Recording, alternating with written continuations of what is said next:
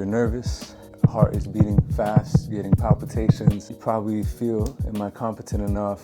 Here's the day I've been waiting for. How can I do it? It's gonna be a whirlwind. I wanna give you some tips today on how to make the most out of your intern year. I'm gonna start by trying to give you 5 things that you can implement, a lot of it being with your mindset, so that you can really have this umbrella approach so that you can enjoy the process and that you really get meaning from this next year. So a lot of us start on July 1st. Some of you maybe started a week ago or so, but it's not too late. I want to kind of get you prepped. If I'm a rising third-year resident in internal medicine and I'm going to apply cardiology, I really enjoyed every single year so far that I've had of residency, and it's really been amazing. And I want to hopefully inspire you to be intentional about how you take on this year and that you really enjoy it, find meaning and reward in what you're doing. I'm going to break it down into 5 things. The first thing I want to talk about is the road you took to get here, right? So for a second, just pause and think about what it means. Congratulations, you're a doctor now. You are a physician, which is a dream for many people. It's not easy at all. It's a very hard road to get there. And then it's not easy once you are there. But I want you to just think about how far you've come, right? So all your life you've been in school, high school, 4 years of medical school, not to mention if you've had any delays in your medical school, because life happens.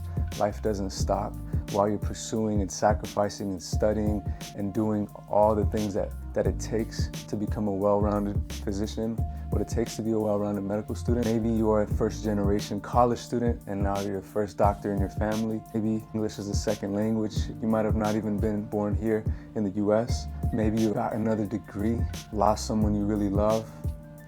This stuff is not easy. Everything that you came through, maybe you're a career changer. The path is a windy road, but now you're here. Now you're a doctor and you're about to start on this next part of your journey. It's worth it.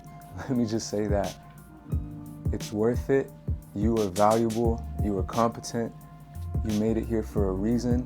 I want you to celebrate those victories. I want you to celebrate this humongous milestone of graduating medical school and now taking on this next chapter in your life. Has it hit you that you're a doctor?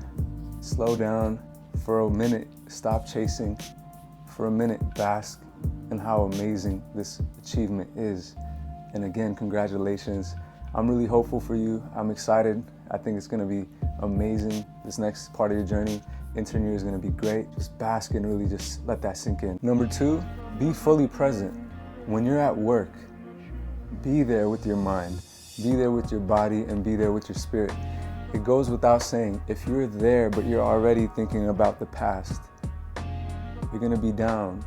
You're not gonna feel good, and you're gonna miss out on the gift that's unraveling right in front of you, that you're a part of. If you're thinking about the future, you're anxious about what's gonna happen an hour from now, what's gonna happen tomorrow, or do I need to leave already, am I running behind? Don't do that. Just really take it in as this is like an apprenticeship, but you get to be a physician and you get to really learn so much. So just be present. Be there with your patients. Look them in their eyes. Slow down. Sit down next to them. Eye level. Talk to the nurses. Update them on the plans after you round. Do the little things. Get a blanket if your patient is cold, right? You will always have the support that you need. You can always ask questions. There's no questions too big or too small. So don't feel that you are not competent enough. A lot of times that might be in the back of your mind. It'll lead to anxiety. It'll make you feel that you're not supposed to be where you are. But again, you absolutely deserve it. So just be present and take it all in. When you're there, have fun. Like, people forget being present, having fun. This is all part of it. You can be there and you could have 2 people with the same exact situation, same exact thing going on externally, but the person who decides that, hey, this is great, I'm here, I'm having fun, I'm enjoying it, the company of my fellow residents, the company of my attendings, company of my patients, you're there to do this, and you are meant to do this, and you're indispensable. You actually are able to really bring a lot of value to the table, bring a lot of fun to the table, smile, laugh, take it all in, enjoy it. I promise you, you will really, really enjoy this if you're just there and not thinking about being anywhere else. The third point I want to talk about is awe.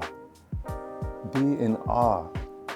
We take it for granted so many times how amazing it is, how cool it is. Literally, it's mind-blowing what you get to do every single day, how you get to show up every single day, how you get to be in the field of healing, in the field of science and advancements. Be in awe of the evidence base that we've built up over hundreds of years. Be in awe of the technology that allows you to do these things.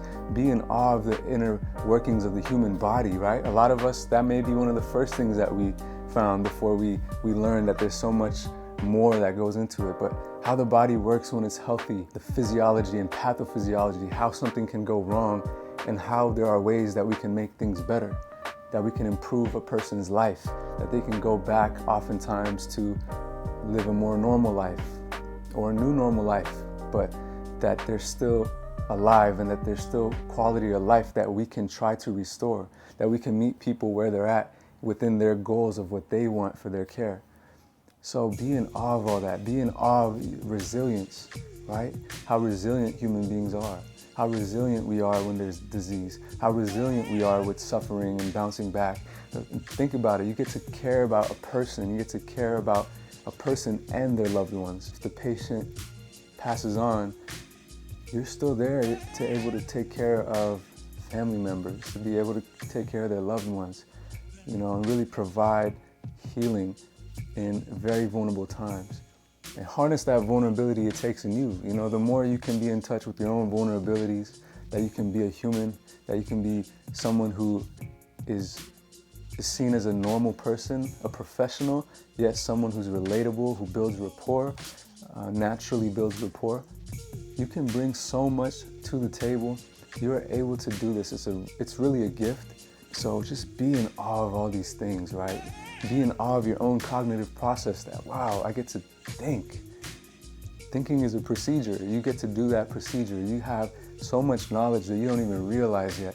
And you're able to layer on top of that knowledge. You're able to build associations, all of this stuff, like being a detective. You're like Sherlock Holmes, taking in a person's history, physical exam findings, labs, imaging, which already should blow your mind what's at our disposal that we can use to end up helping people. So simple, right? But be in awe, don't forget that.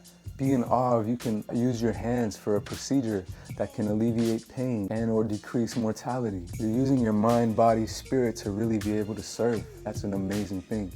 How could you not be amazed by that? I just think a lot of times we don't hear it enough. People don't tell us enough. We're always worked up and stressed out because it's a high stress job, no doubt.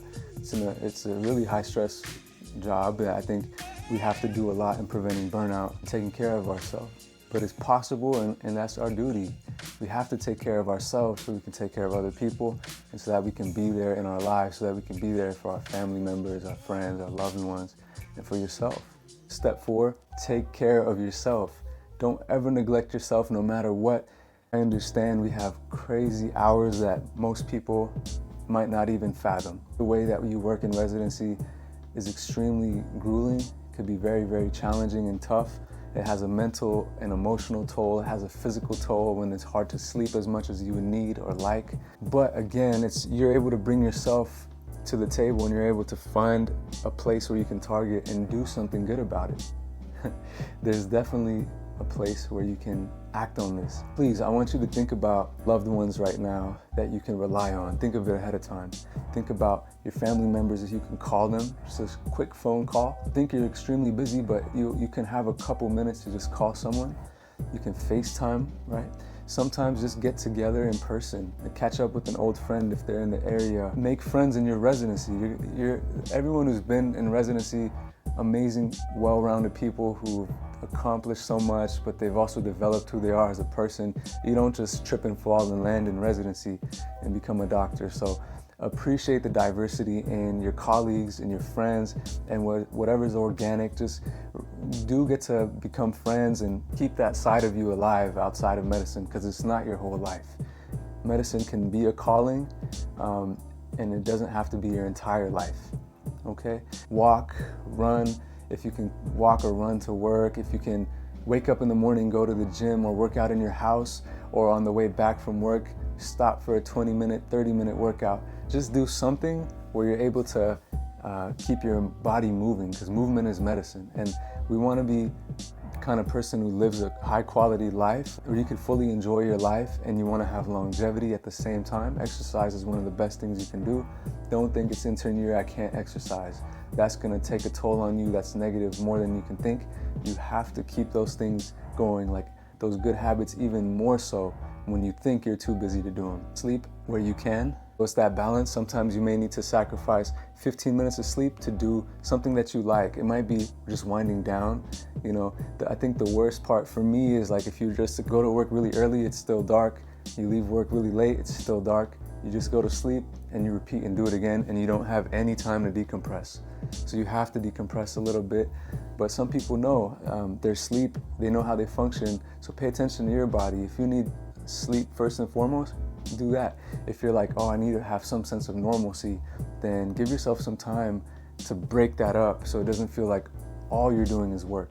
So for taking care of yourself, it really is your support system, exercise, the physical aspect, sleep.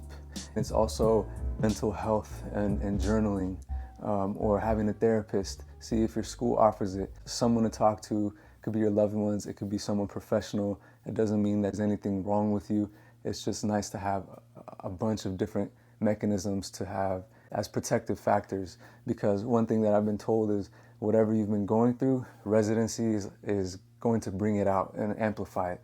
So you might as well be tapped into these healthy outlets so that you have a lot that you can do to take care of yourself in a positive way. Last but not least for this video is step 5, and this is reflecting.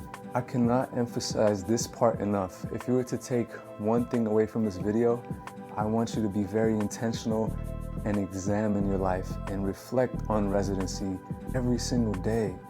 Everything happens in a day. A bunch of stuff is happening in a day that if you are not attuned to it, if you're not aware enough for it, it's gonna just brush off your shoulders, slip, fall, you can't catch it.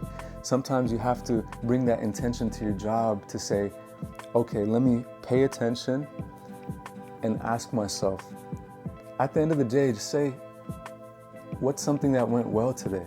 What made you feel good today? What's something that you're proud about, right? And this can be, a patient told me that, thank you for listening, right? Or thank you for explaining that to me. I never had someone explain it where it was so easy to understand what's going on with me or my family member. It can be, oh man, I really put my nickel down on that diagnosis and it was right. Or you could say, you know, I advocated for my patient. I knew that this was their situation because we built a rapport, and I advocated for them that this is what they needed. I brought this up to my team and we ended up pursuing that. There's so many different permutations of what you could have done that made you feel good, but the point is to just remember that and jot it down. Reflect. Think about it, even 5 minutes at the end of your day. Even if it's before you go to bed, write that down. If it's something that you felt didn't feel good, that's just as important to write down. Oh, I felt like I made a mistake here. This is how I felt when this happened. It made me feel like I was an imposter. Flesh this out. And you don't have to sit here and write a perfect essay, right? I recommend stream of consciousness, which is just letting the thoughts flow. So if you have a journal, which you want to physically write, go ahead and just don't pick up your pen and just set a certain amount of time, or just keep writing until you feel like, all right, I got everything out. You could even pull up your notes app or download a journaling app and just type stuff down right there. It doesn't have to be hard, but the benefit is in the process of writing it. It's just in the process of getting it off of your chest. That's really where the benefit is. When you reference it back, whenever you look back, could be a week later, a month later, 2 days later, and you see that that problem that seemed so big is now dissolved, or how you were feeling and how you overcame something, that builds your resilience. If you are feeling down or you feel like you had a hard day and you read something and you're reminded that, oh, wow, I actually did something with a good impact. I had a positive impact on somebody. Oh, I did something that felt good. These are things that are protective and that will help you keep going. Contemplate, take it all in, and reflect on the things that you were in awe about, right? Reflect on the smallest things. There's nothing that's too small, but the point is to not go day in and day out, because time will fly And if you don't do this, where you're capturing your thoughts and ideas and your feelings, then you're going to miss out and you're going to burn out that way. But I want you to slow down and just be intentional about, I learned this fact and that was great. I ended up teaching this to somebody. I had a medical student, and even though I'm a first year physician and just starting out, I was able to show a medical student something that I wish I knew when I was a medical student. So you are so worth it. You are so valuable. You are so amazing. You're well-rounded. And this next chapter is truly going to be amazing. I think you will look back on intern year and really find that it was fun, that it was joyous, that it was meaningful, that you've grown from it. It's changed you for the better. As much as you bring to residency, it will bring back to you in abundance. It will do a lot of good for you. In short, again, to make the most out of residency, think about the road it took to get here. You're now a doctor. You deserve it. Congratulations. 2, be present, focused where you are right here, right now. Number 3, be in awe of this privilege, of this position, of this field, and of our fellow human beings. Number 4, take care of yourself mentally, emotionally, physically, spiritually. And number 5, reflect, contemplate, jot things down, the good and the bad. Just make sure that you build that into a routine where you can actually think about all these things, where you can look back eventually and see where you were. It's one of the best things. Little by little, you look back and just find that, you know what, this is great. It's not supposed to be easy. We don't want it to be easy. It's challenging, it's hard. Not everyone can do it. Be passionate, and the passion that you bring now, keep that passion throughout. Do not become jaded. There's a lot more that I'm happy to share with you guys. I'm also happy to do some teaching, giving more guides, giving more insights. There's a lot of material on how to learn the medicine part, and I love teaching personally, but one thing that I really want to harp on is the importance of a perspective that's valuable and beneficial, your philosophy, your approach to this. And I think this is the part that not many people talk about, and I feel that I do have a unique lens that I could bring to you. Please comment if this was helpful. Please let me know what else you want to learn about or hear about. I'm happy to talk to you more. I want to be a coach to you all. I want to be like an advisor or a mentor. Thank you so much for watching. Congratulations on becoming a doctor. You're all amazing. Have a wonderful day. Create, inspire, heal.